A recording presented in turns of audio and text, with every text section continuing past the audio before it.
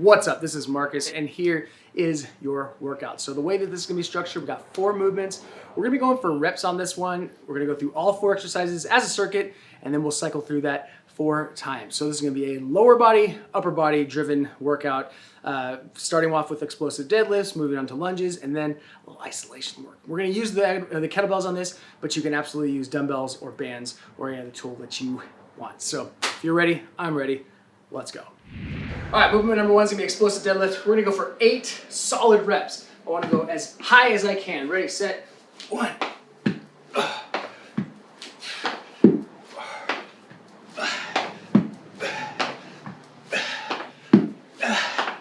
Whew. I know what you're thinking, Marcus, I thought you said go as high as you can. That was as high as I can. So the goal there is just to be as explosive as possible, getting through that triple extension from your ankles, knees, hips. Fantastic precursor to swings, but is also challenging. So, that was movement number 1. All right, next one we're gonna do, we're gonna go alternating lunges with a march. So I'm gonna lunge back with my right leg. I'm gonna stand up, bring that leg up, and then switch. Left leg, knee up, switch. So I'm not going too heavy on this because it's challenging. No, because after those explosive deadlifts, it's definitely going to be much more challenging to be doing any kind of unilateral work. Adding that step up just adds a little bit more stability requirements. Trying to stay as upright as possible. I'm hitting anywhere from 6 to 10 reps per leg. I want to control that descent, making sure my knees are tracking over the toes. And we understand that, knees over toes, but we also want to think that back leg too. A lot of my clients, when they would first start with me, that step back, they would start to see some external rotation, or they start to get into these kind of wonky positions. So make sure it's not just your front knee, but your back. Oh, all right. We got lower body, got some grip work. Now, let's get some arms. So we're gonna use the kettlebells on this one. Like I said, by all means, dumbbells, bands. I like the kettlebells for some of these isolation exercises just because there's a different handle. So it's gonna create this offset nature. So rather than holding a dumbbell where the weight's fixed in your hand, I'll be holding the kettlebell either by the handles where it moves or by the horns, so I can make it a little bit more challenging in a slightly different way. So from right here, I'm gonna stagger the position, tuck my arms back, I'm gonna press, come back down. And I'm just going for about 8 to 10. 3, 4, 5, 6, 7, 8. Let's go 9 and 10. 9, 10.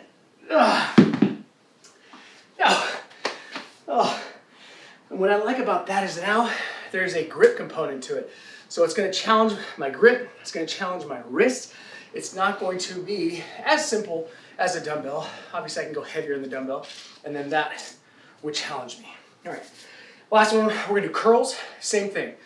We're going to do them with the kettlebells, and then we'll talk about it, because then we'll have a rest. All right, so last exercise. So I want to have a loose enough grip that the bells will rotate, not so tight that they keep coming with me. So I want them to rotate in my hand and then squeeze at the top. So,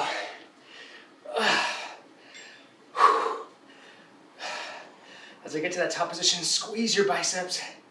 I like that stagger position, a little bit easier on the lower back. 7, 8, and time. All right, let's take about a minute rest here. And let's talk about that. So with the curls with the kettlebells, when you think about with the dumbbell, when I get to that top position, if I get my forearm to vertical, that's creating this vertical alignment. It's just stacking everything. It's still gonna put some pressure on my biceps and on my anterior delt, but when that kettlebell, because it's offset, is on the outside of my arm, it's already pulling me down. So the entire time I have tension on my bicep. So just another fun variation.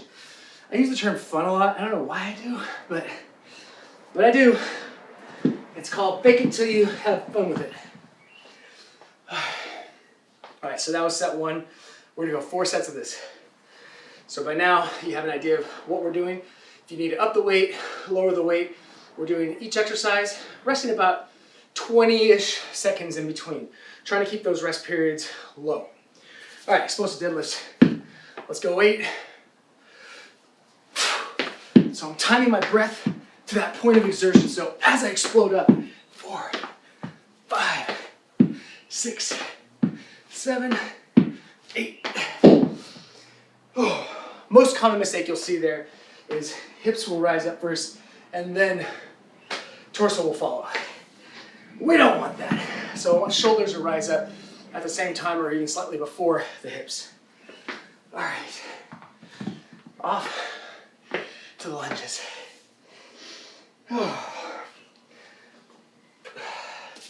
So these are light, these are only 12 Ks, 25 pounds each. And then the red bell is 70 pounds. So if I want to make this more challenging, I can always go heavier. But I'm trading off weight for speed in the sense that my rest periods are far lower. If I wanted to go heavier, I'd increase the rest periods to 30 seconds, 60 seconds. But because we're stacking up these agonist movement patterns, so both legs, same drivers, it's going to be far more challenging.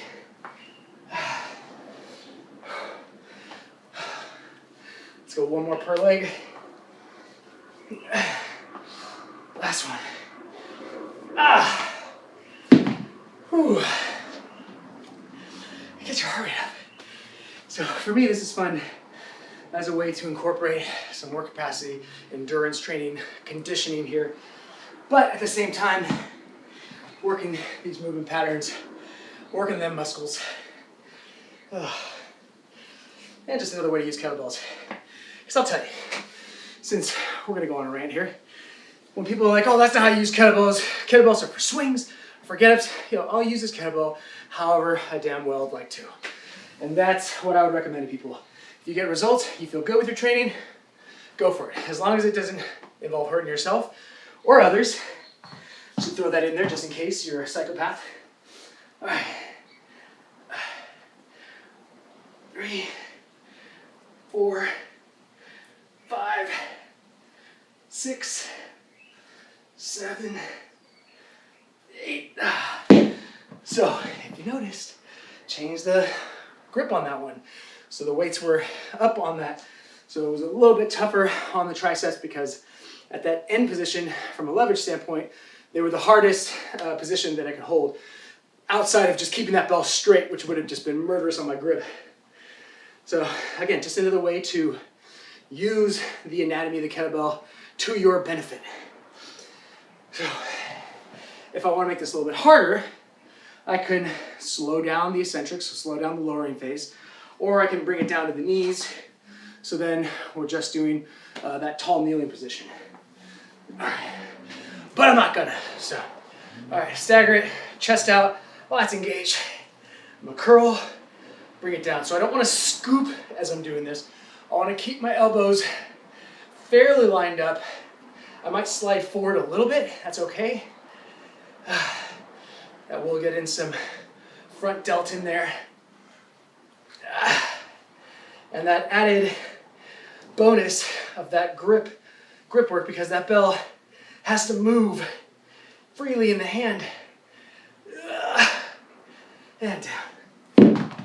In the kettlebell world, curling a kettlebell is very frowned upon.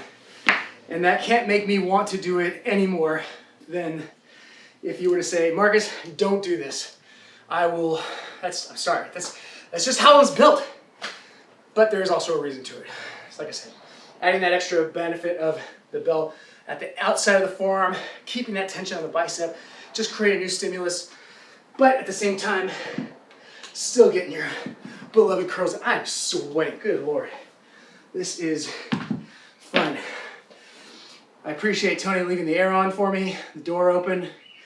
It's good. I got you. It's good. Oh, You got an audience here. All right, round number 3.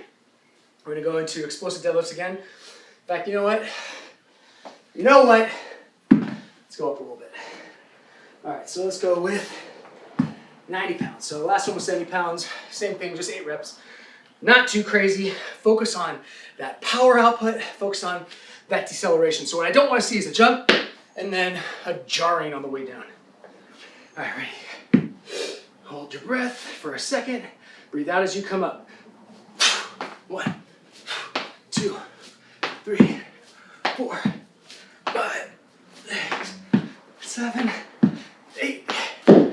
Oh, no bueno. Feel it here and here. Now, if you feel it here, increase that intra-abdominal tension. Keep that tension as if someone's going to come punch you in the stomach. That will help alleviate and it will help balance out the load of the kettlebell.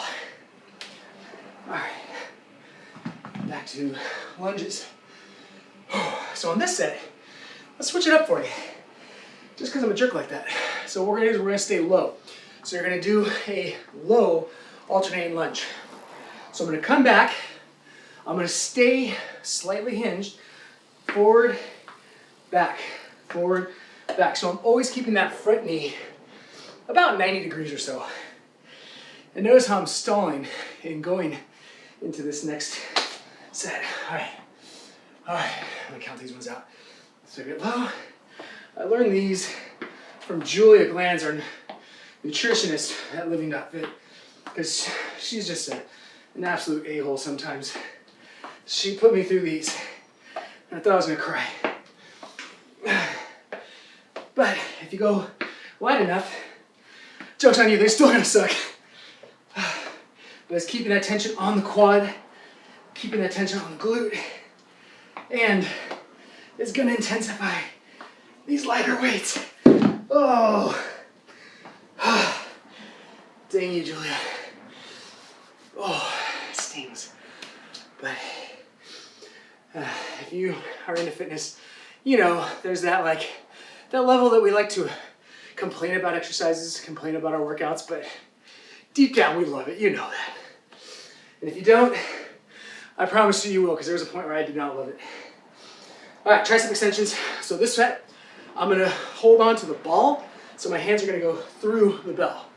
It's gonna make it a little bit easier, but it's gonna force me to keep that pronated grip at the top. So it's gonna really help get a little bit more tension into my triceps. 2, 3, 4, 5, 6, 7.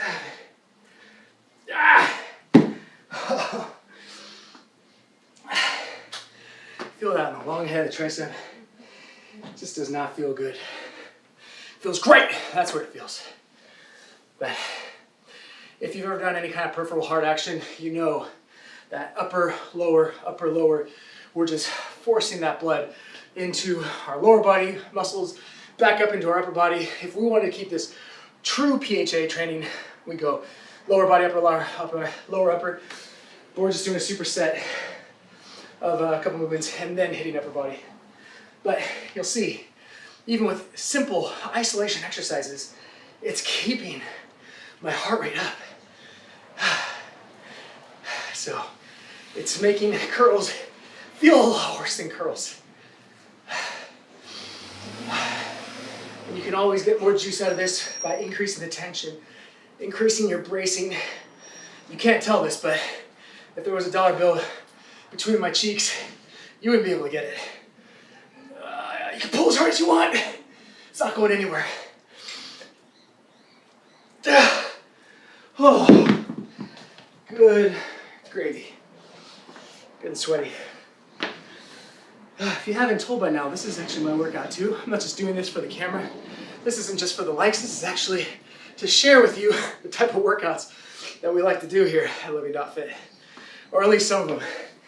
You could have Aaron show you some, but then you'd really hate yourself. All right, let's check it out. One more set. I'm gonna increase the weight, because again, I'm a banana like that. We're gonna go to the heaviest bell we got here. Now, if you only have 2 lighter bells, you can use 2 lighter bells. We can get into that suitcase position. The other thing, just so we're clear, in case you're feeling any pain, you can always simplify this by just going into triple extension, ankles, knees, hips are extended, not leaving the ground. So it's going to make it easier to understand that deceleration to the bottom, or just a fast concentric and then slowly bring the bell down. So at least we're getting that power output, but we don't have to worry about the timing of the jump. All right. Last set of the last workout today. So why not put it all out there? I did this workshop one time where I had this whole long thing where I said, don't push yourself to failure. Always leave a couple reps on the table. Make sure you can always do a little more. And in big letters in Spanish it said, déjalo todos, which means leave it all.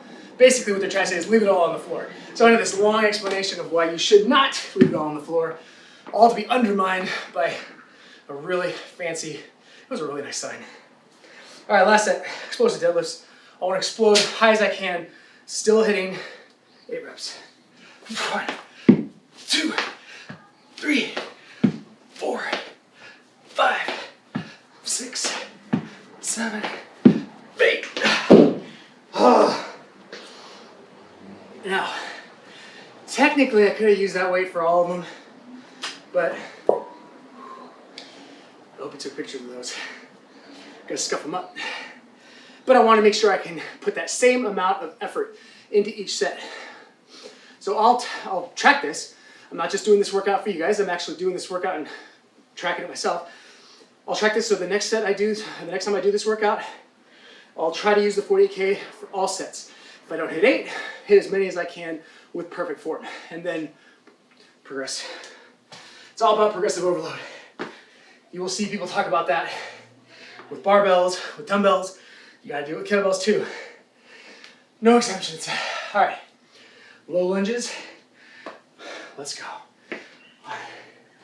So keeping that tension on the quads, on the glutes, on my core, keeping my lats engaged, upper back engaged, so as not to put too much pressure on my lower back.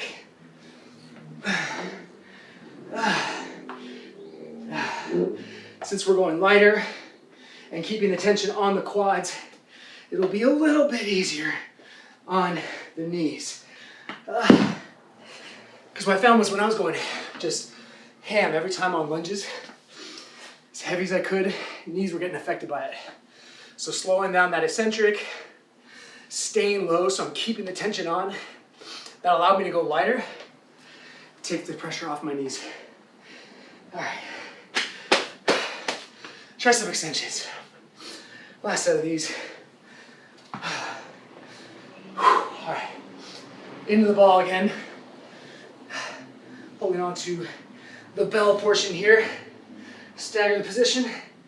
And press. 2, 3, 4, 5, 6, 7, 8, 9. Oh, gave you one extra. A lot of people say you don't need isolation exercises, just compound lifts. I like incorporating those isolation exercises just to increase the strength of those muscles, because if I'm just doing tricep extensions, even though it's a single joint and I'm not passing through multiple joints, if I increase the strength of my tricep, even separate of anything else, my press is going to go up. My chest press is going to go up. So compound lifts are absolutely where it's at. Don't poo-poo the isolation exercises. Last set here, and then we'll talk about it. Same thing, if I can strengthen my bicep, strengthen my forearm flexors, this is going to increase my grip strength. It's going to increase my pulling strength, but it should just not be the main thing I'm doing. Isolation has its place. Squeeze. Last one.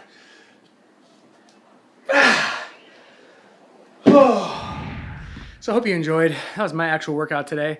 So that was a portion of my program on Living.Fit called Turbo Fat Loss, and I love that program because it's fast-paced, it's explosive. You don't need a lot of heavy weights, but if you have them, you'll definitely get stronger. So if you're just doing this as a standalone, that's awesome, it's still fantastic. Just make sure you're tracking, getting something from it. Make sure you're pushing yourself with the appropriate amount of intensity. But if you like more programs, more training tips, more, check out Living.Fit.